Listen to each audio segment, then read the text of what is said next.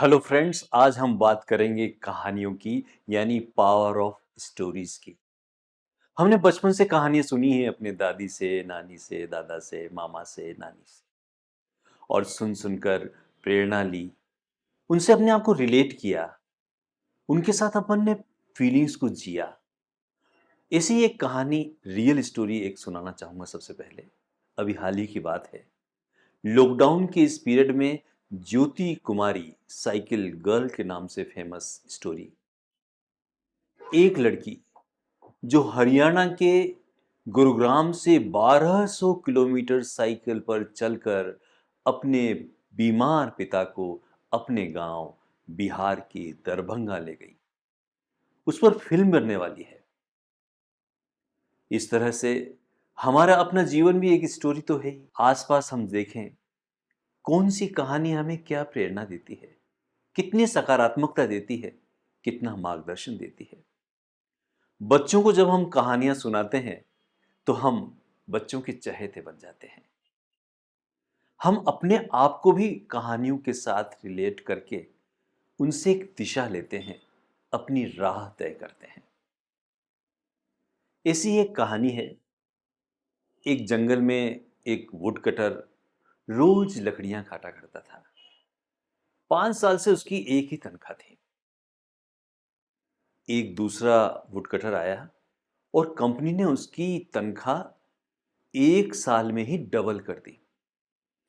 वह वुडकटर जो 5 साल से काम कर रहा था, वो अपनी कंपनी के पास पहुंचा और कहा कि भाई ये क्या अन्याय है, मेरी तनख्वाह तो वो की वही है पिछले 5 साल से। कंपनी ने कहा देखिए, हमारी जो ये कंपनी है वो प्रोडक्शन बेस्ड कंपनी है। आप उस वुड कटर से जाके पूछिए कि भाई उसने अपनी जो पेड़ों को काटने की संख्या है उसको डबल कैसे किया। उसने डबल किया तो उसकी तनख्वाह डबल हुई है। तो वह वुड कटर उसके पास पहुंचा, उससे पूछा भला आपने क्या किया।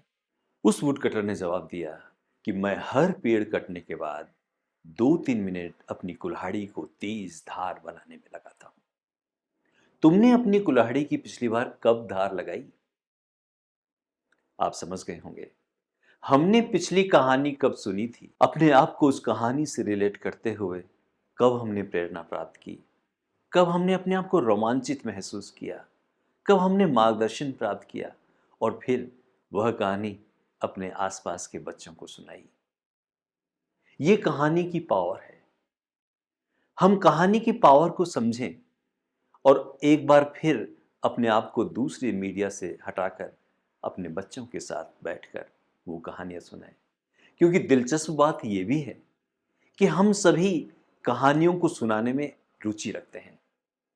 आदि मानव जब गुफाओं में पेंटिंग बनाया करता था, अपनी तरह से चित्रकारी करता था, वह भी अपनी बात, अपनी कहानी सुनाने के लिए एक जज्बा रखता था।